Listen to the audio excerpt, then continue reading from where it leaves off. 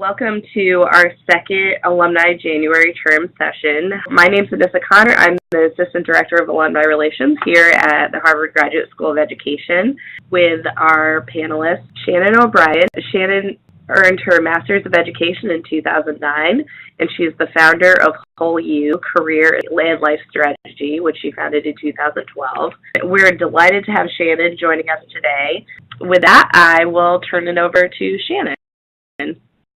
Great. Thank you, Anissa. I am excited to reconnect with the Harvard Graduate School of Education. The primary focus is going to be this PowerPoint that I put together, and then I'm going to leave time at the end for a Q&A and a dialogue, because rather than just having me be a talking head, this is really important to get your ideas, get your feedback, get your questions as well. We're also going to have a couple polling questions in here as well, so I hope that you'll participate in those as well. To begin, I want to go a little bit further into detail describing what Whole You is. So Whole You is the company or consultancy that I founded 5 years ago. It is a career and life strategy consultancy that offers a holistic approach to helping people find the clarity, confidence, and connections to pursue their life's work. And not only pursue their life's work, but also live a balanced, purposeful life. And that's really the topic, or the essence of what we're discussing today, is work-life balance. So it's not just about pursuing your life's work, but also feeling that your life has meaning and purpose and balance and fulfillment and all of those great things as well. Again, not to overwhelm, because there's so much to discuss when we talk about holistic development. So I've boiled it down to these three core areas of wellness, of mind, body, spirit, as a baseline.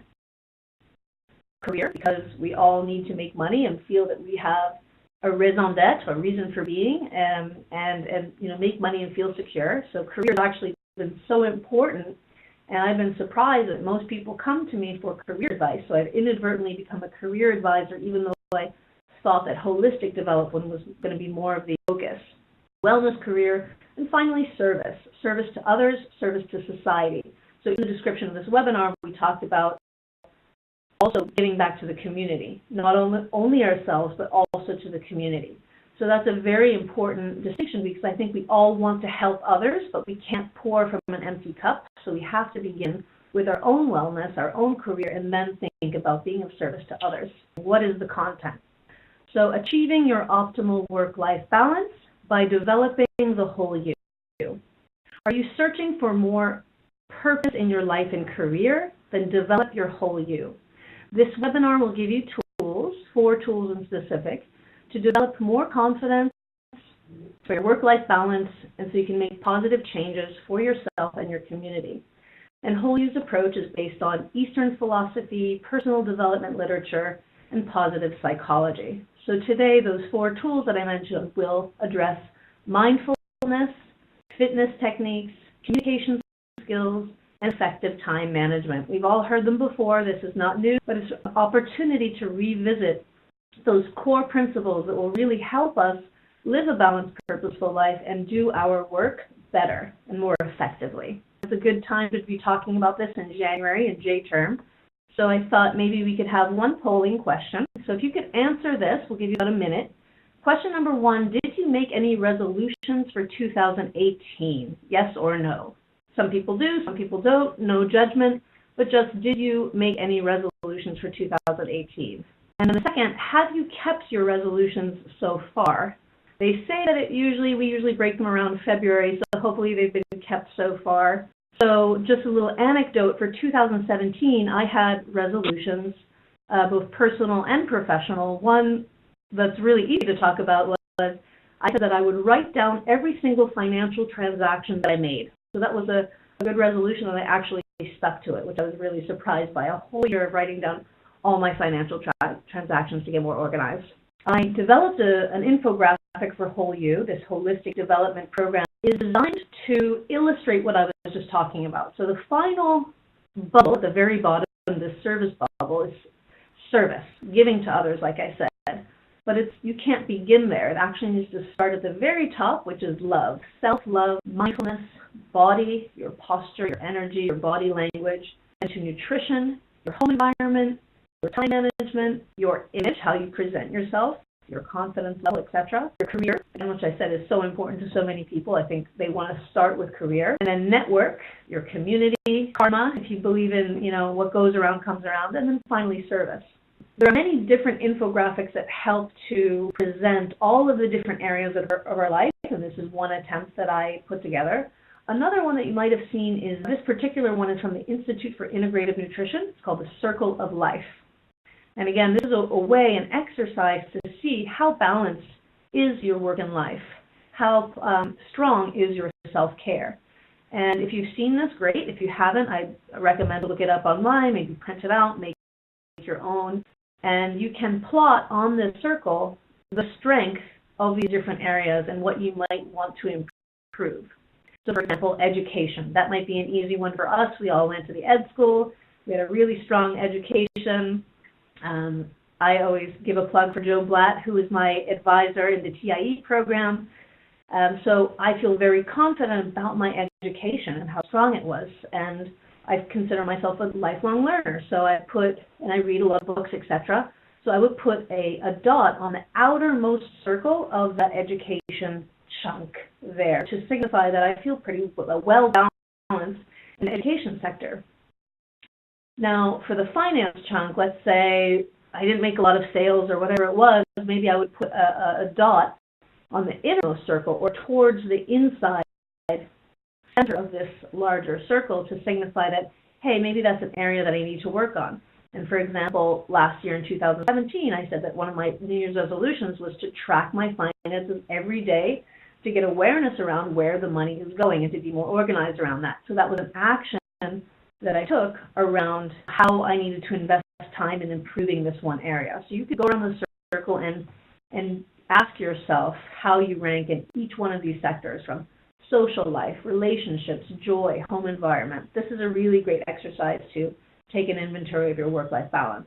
So I always like to develop a rapport and some sort of connection. And I can't see your faces, I can't hear your voices, so unfortunately I don't know what our commonalities are, but I can assume a couple things, that we at least have a couple things in common. So we have in common that we make New Year's resolutions, whether we keep them or not. We have another thing in common, that we're likely alum of the wonderful Harvard Graduate School of Education. So those are some kind of like surface level things that we have in common. I know for certain that we have two other things in common, and I like to kick off most of my workshops with this because it really gets to the core and gets very deep and existential very quickly. So bear with me. It's a little Wednesday existential conversation, but the two other things I know we have in common are that at some point in our life, we looked like this, a beautiful, bright-eyed baby with our whole life ahead of us, and a lot of optimism and positivity. And the second thing that I know for sure that we have in common is that at some point, you might have guessed it, we're going to look something like this. And it's not to be morbid, we all need to be reminded of our mortality, to remind us that life is short, life is precious. And I think that this reminder helps us with this conversation that we're having today about work-life balance, because it's ultimately about how much time do we have left on the planet, and how do we want to prioritize our time to live it in a balanced, purposeful way. As such, we should jump into the concept of time. Now, there's different philosophies on time. Is it real? But it is pretty real, right? We all have 24 hours in the day. And you might have seen this infographic from Funders and Founders that shows us that all of the chores in our lives, and the grooming, and the social networking, and the working, and the sleeping for 28.3 years of our life, a third of our life, after all of these chores, how much time do we have to spend on our passions, our hobbies, or other things? And again, this is an assumption if we live 78 years. My grandmother just turned 93, so hopefully we have longer than this. But what would you do with those remaining years? How do you want to spend your time? And hopefully our conversation today will talk about, again, our choices and prioritizing how we use our time. You might have heard of the law of attraction. And the concept is that thoughts bring things. What we think will ultimately create our destiny.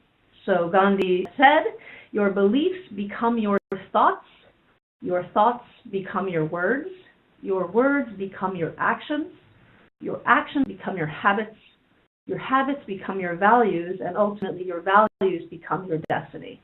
So beliefs, thoughts, words, actions, habits, values, destiny. It begins with a belief. It begins with a thought, which translates into an action and so forth. So do you believe that you are worthy of a higher salary or a better job or better circumstances if that's what you want? I want to dive into the 4 tools. We could talk all day about work-life balance. I could tell you anecdotes, etc., but we want to get into actionable things that will relate to each one of us. Each one of us will benefit from these 4 tools. I don't care how old you are, where you're from, your gender, your industry, your career. These 4 things are proven to improve these various components of your life. That's why I focus on these 4 things. Again, not to overwhelm, because there's so many things that we can focus on, but just to say, okay, maybe if you're one of those people that did not have a New Year's resolution, you may or may not want to incorporate one of these 4 tools into your life in order to create more work-life balance and ultimately more confidence and fulfillment. So the first is meditation. And again, for every single one of these tools, keep in mind that there's a spectrum. So for example, I woke up this morning and I actually meditated for 15 minutes. So just sat in silence, prepared for my day. 15 minutes, whereas some people say when they think meditation, they think, oh gosh, I have to sit down for an hour or 2. There are more extreme levels of meditation. I went on a 10-day silent meditation retreat called Vipassana. It's pretty intense, where you sit for hours at a time in silence. But literally, you can spend 15 minutes, 10 minutes, and as you see on this infographic, meditation can help to reduce pain, reduce feelings of depression and anxiety, increase your blood flow, increase your energy, help control your thoughts. Again, back to the Gandhi quote of how thoughts race through our mind. Meditation really helps with all of these things. The second tool I recommend is exercise. And this is a funny infographic where it says, every day when you ask yourself, should I work out today? Option 1 is yes, and that's great, and you should go work out. Option 2 is no, and then we'll reroute you to say, actually, yes, you should, and you should go work out. Now, here again, there's a spectrum. Some people train for marathons, and that's pretty intense. And so that's actually not my level of exercise. I look more of it as I'll go to the gym almost every day to do something, just to move my body. Whether it's yoga, light yoga, or a dance class, I like to see other people. I'm an entrepreneur, working at home, so it's nice to see other faces and have a little bit of social outlet. Some people just like to work on their own. So with each one of these exercises, if you commit to it, you just need to know where on the spectrum of intensity you want to commit to. So exercise is another thing that when we're talking about work-life balance, it will actually behoove you to exercise and move. There's a great book called The Corporate Athlete, and it talks about when you utilize your mind and your body in a positive way and keep yourself moving, you're going to perform better at work as well. So this is not just about vanity, it's not just a personal thing, it's also going to benefit your work. So I think it's great to think about exercise. Also, as we age, and when it's showing out and we might slip, we need to have more balance, more core stability, more strength in our legs to get ourselves up, etc. So think of it as more of a preventative investment. My yoga teacher likes to call it prehab. If you're going to have surgery and have a hip or knee replaced, you'll spend thousands of dollars and hundreds of hours in rehab, but why don't you think about it as prehab, to prehab your body so that it's strong and stable and you'll be less likely to need a hip replacement or to fall on the ice. So exercise speaks for itself. Communication. This is an interesting one because we don't always think about it. I think that in our day-to-day life, we can be very reactionary because we're in traffic, we are on the phone with customer service. There's all kinds of different triggers that make us want to communicate in a fast, sometimes rude or offensive way. But what kind of action or habit can you get in that will help you to slow down and simply T-H-I-N-K, think? Is it true? Is what I'm about to say true? H, is it helpful? I'm sure around the holidays we all spent time with family, and sometimes people don't think whether it's going to be a helpful comment or they're just saying something to be heard or to just to say something. So we might have all had the experience of having a family member say something that wasn't so helpful. Is it inspiring? That's pretty deep as well. The fact that our words can really serve to uplift somebody, to educate somebody, to make their day better. Is it inspiring? That's a pretty intense realization, to know that our communication can help to change someone's life in a positive way. And is it necessary? Now, not everything that we say is necessary. We have a lot of fillers, especially in American language or American English, a lot of fillers. When we gossip or chat with our friends, we're probably, talking about things that aren't essentially necessary, but this is a general guideline. And then K, is it kind?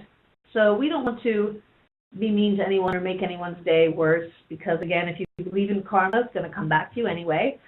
So try to practice kindness. So I love this. Truth, helpful, inspiring, necessary, kind. Thinking about these things, especially if you have a tendency to be erratic and lash out. There's certainly triggers where I myself am guilty of being reactionary when I speak. Let me say, so this THINK acronym would be really good. In addition to breathing, taking 3 deep breaths, I can say something else. I can react in a different way. Communication is another skill, another possible area to focus on for your New Year's resolution. Number 4, and this might be my favorite, is boundaries. And a little anecdote that I'll share. You may or may not have experienced a therapist. A couple years ago, I went to a therapist, and I was saying, well, I'm working with these colleagues, and I'm giving so much, but I don't feel like I'm receiving back. I don't see any reciprocity, and I was just saying some of the things I was experiencing. And the therapist, who's very talented, based in Cambridge, if you want the name and the recommendation, but she said simply, it just sounds like you need better boundaries, honey. And I just thought that was so novel. I was like, boundaries, my gosh. I didn't think of that. And so I bounded right to the bookstore. After that session, I went to the Coop, the Harvard Coop, and asked the attendant, are there any books on boundaries? And there was one titled Boundaries. And this picture is of me. I did a book review on my YouTube channel. I actually did a series of 10 book reviews. Each of the books fit into one of those themes of the infographic that I showed. Those 10 different themes on self-love and mindfulness. And so Boundaries is actually the first book review that I did. And the title was How Setting Boundaries Increases Self-Love. So we might think that cutting people off or saying no is actually rude, but it's really not rude at all. It's really a wonderful thing when done correctly to create a safe, to protect your time, to protect your energy, so you bring a better you to your work, to your relationships. So Boundaries is maybe 2 years ago a resolution that I had implemented, and life got a lot better when I set healthy boundaries. So I recommend you consider this one if this is something that you need to work on as well. Those 4 tools are going to lead to you feeling more confident. So if you meditate, if you exercise, if you communicate properly, if you have healthy boundaries, you'll ultimately feel more confident, more powerful. You'll be more able to connect with other people. You'll feel that you can take up space and you belong there. You'll feel you can be present with people and you can be positive with people. And you have the different techniques and habits and tools to be present and be positive. I want to ask you for this final polling question, which of these 4 tools would you like to implement more in your life? So you have some time here, about a minute, to tell us if meditation is something that you feel you need more of. Are you really stressed out? Do you feel erratic? Do you feel unable to be present? Can you not concentrate? Maybe meditation is something that you need. Maybe it's exercise. Do you need more exercise and more movement? Again, maybe not a marathon, but maybe just some light movement, a new hobby, maybe new friendships, joining a gym, or even doing a home exercise. They have different companies like ClassPass now. There's all kinds of ways to integrate exercise into your life. Positive communication. Is this something that you need to integrate? Do you find that you are getting in fights a lot, that you don't get along with your boss or your colleagues? Is this something that you would want to bring some consciousness around? And then finally, boundaries. Who needs more boundaries? Do you feel taken advantage of? Do you always say yes? Do you feel bad saying no? The final thing I wanted to focus on, when all else fails, focus on gratitude. When you focus on the things that you're thankful for, and you really give it a lot of attention, then the things that aren't going as well in your life, you might be able to focus more on the things that you're grateful for in order to amplify those. It's just a great way to orient our life to be positive, because it's sort of like a magnet, and more positive things will come into your life. With that, I want to say thank you to each one of you for making time to show up, to listen, to give your full attention to this conversation.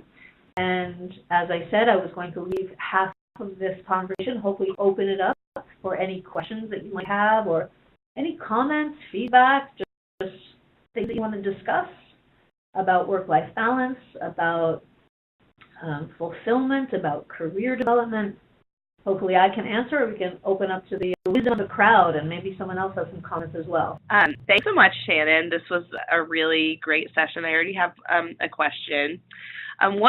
Which of the tools that you talked about in today's session do you feel like you personally rely on most when navigating a major life change, like a job change, or you move to a new city, or you're having a child? Like what tools do you feel like are the most helpful in those situations? Meditation and mindfulness is number one. For me personally, that's how I feel about it, because I think it all begins in the mind. It is our mind that is able to make boundaries. It is our mind who can commit to going to the gym and doing movement. So mindfulness is something that I've tried to improve. And since 1997, I've been doing yoga and meditation and different kinds of forms. And there's no right way to do it. There's all kinds of different chanting and affirmations and different workshops. You can do it alone, you can do it with other people, you can do it open eyes, closed eyes. That's the beauty of it, is there's so many different ways to meditate or focus on mindfulness, and it's ultimately about being present, and being present in every single moment of your life, because you might have read the book Power Now, or Be Here Now, which is Ram Dass's book from the 60s or 70s, and like ancient texts that are like, this moment is all that really exists. And the past is an illusion. It's no longer here. The future is not here. It's an illusion. And the present moment is all that we really have. So how can we make it the fullest? And I think mindfulness is a way to take full advantage of the present moment. So I think that would be the tool that I would advocate for. Our next question is, when you have a lot of goals, how do you prioritize them? I think it's an intuitive thing, right? So let's say you write down your goals, and maybe there's 10. And then you whittle it down and you say, okay, well, this is way too many, so let me just slough off the ones, and like, I don't need to say no to them completely, but I can say, let me do them later. Like, what is the most important thing now? And I think if you whittle it down to a list of like 3 things, like the top one will probably pop out, and you'll say, oh yes, just because this is time sensitive, or I know this is going to impact me more, or impact others more, or whatever the situation is, I think that the top priority will float to the top. I remember my dad, who was the CEO of a multinational, he said, he's on his BlackBerry all day. People are coming to him with their problems. They're piling up. You can just imagine his desk piling up with physical problems, other people's papers and problems. And he takes that mess and turns it on its head and just figures out, like, first things first.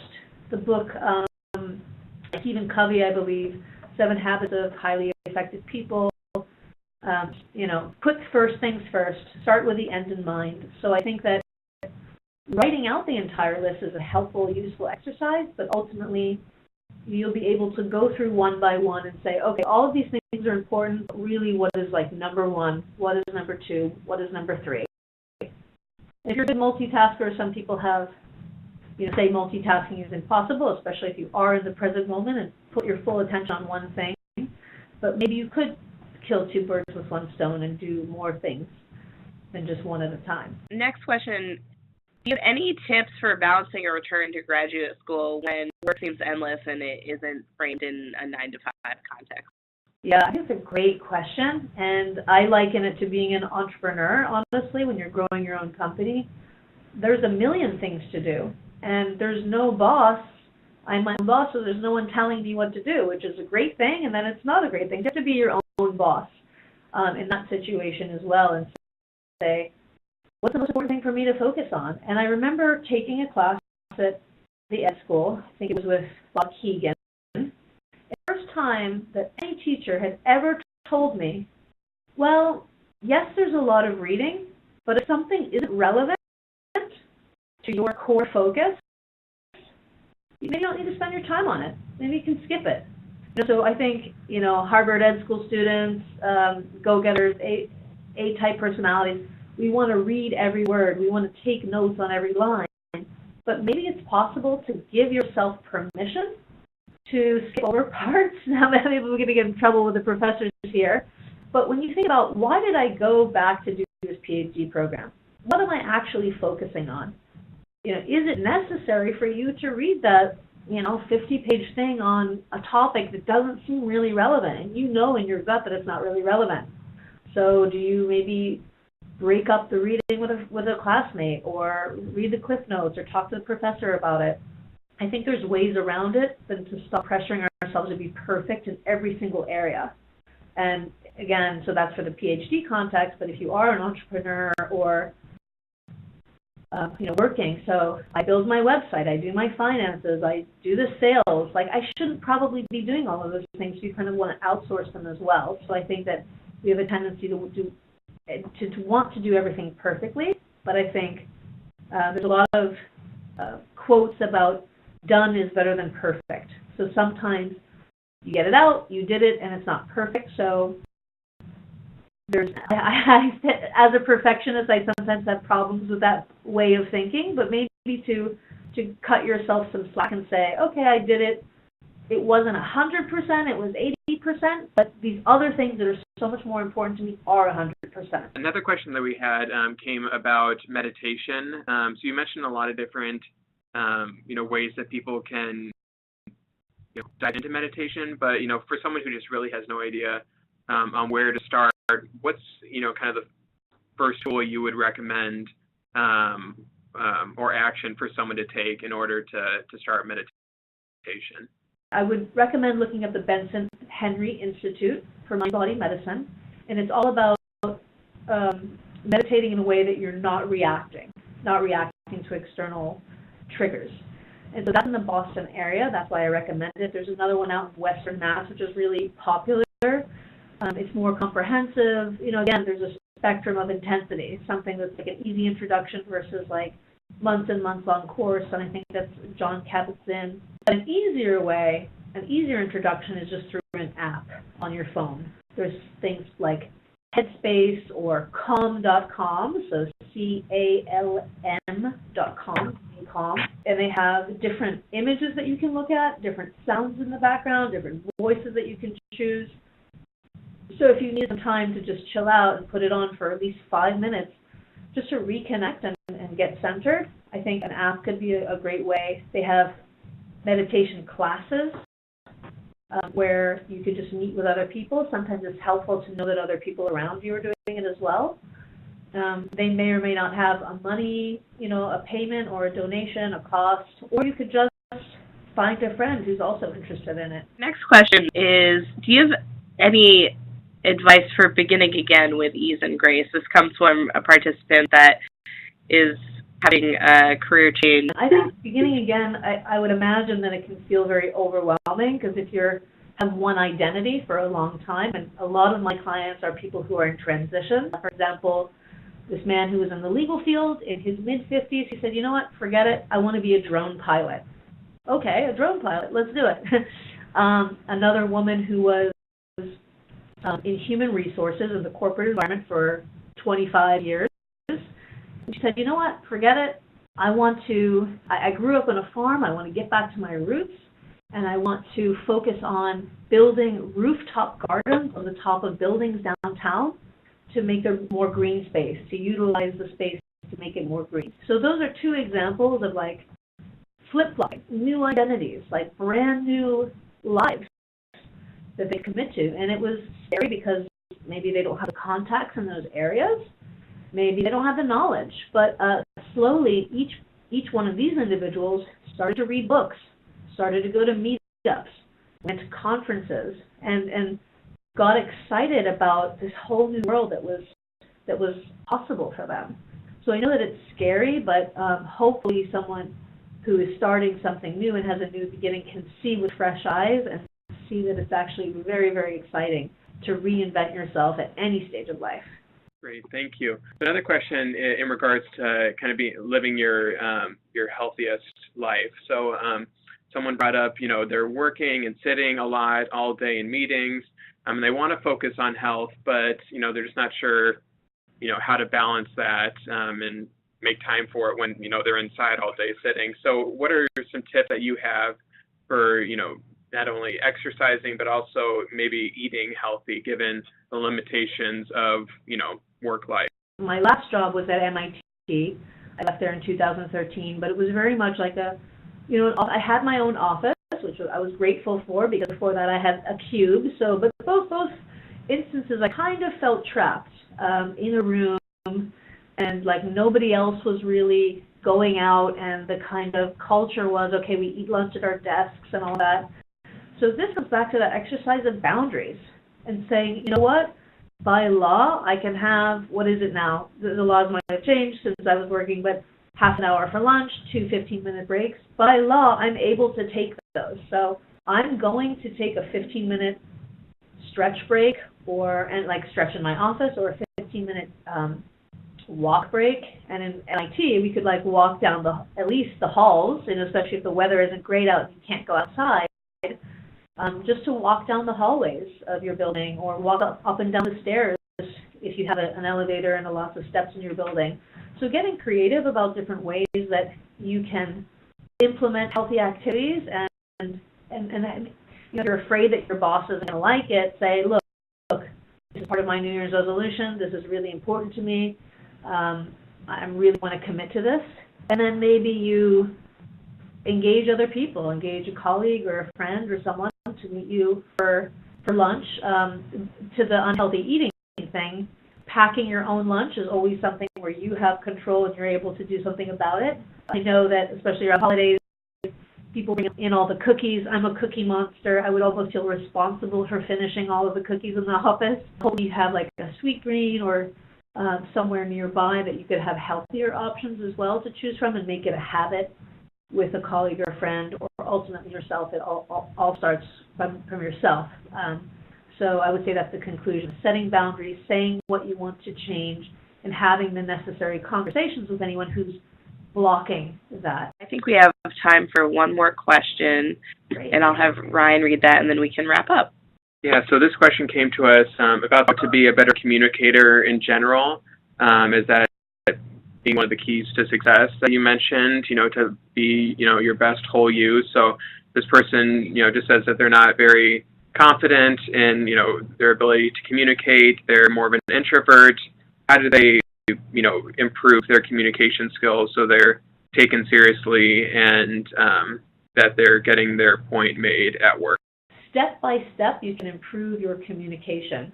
And I know that public speaking is one of the things that people are most scared of in life. So you're not alone. Speaking is very scary, very, very tough. I'm actually not an introvert. I'm an extrovert. I like to talk, maybe too much. So I can empathize with the challenge, though. And hopefully you have seen, or if you haven't seen, to look it up, a TED Talk.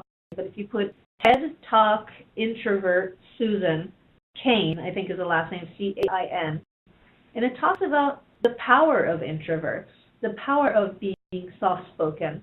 Obviously, if you're in a meeting and people are yelling or whatever, it's hard to, if someone's not going to ask you to share your opinion, or there's no order in which it's going to be your turn to share, I would imagine that would be very challenging. but I think her talk will probably be very encouraging for you, and I think she has a companion book or many books on the subject or articles about the power of being an introvert. When I think we build confidence, maybe when we think back to that acronym, that THINK acronym of positive speaking, and thinking like, I'm about to say something really inspiring. And wow, like, I have something inspiring to say. You know, you'd be doing a disservice to people if you didn't say it. So I think that when we believe in ourselves and we believe the content of what we're saying and why we're saying it and what impact will be on the other person, and we know it will be positive, I think we can grow our confidence around it. And I was a communication major undergrad, took public speaking classes, read many books, had thousands and thousands of conversations with people from hundreds of different countries. And so communication is very fascinating to me. And maybe English isn't your first language. You know what it's like. I lived in Japan 2 years, and I felt very insecure because I couldn't speak the language fully. So communicating in another language there's all kinds of boundaries from having clear communication. But again, getting back to the focus of why am I saying this and what will be the impact on the other person, I think that will help to build your confidence and say, yes, I have the right to talk about this. And not only the right, it's going to have a positive effect on other people, and what I say matters. And with that, I just want to thank you so much, Shannon. This was a great session, and that concludes our Alumni January term for this year. I just want to thank everybody who was able to join us today, and I just wanted to point out, I noticed we had a vibrant discussion in the chat today, so we're going to just, after we conclude the webinar with Shannon, we're going to keep the session open for a couple minutes if you want to peruse the chat for any book or website recommendations that some of the fellow participants have brought up in the chat. But with that, I just want to thank everybody. Thank you, Shannon. This was great, and I'm glad we were able to work out this remote presenting at the Snowy Day Bridge. So thank you so much. Thank you. Thanks so much, everyone.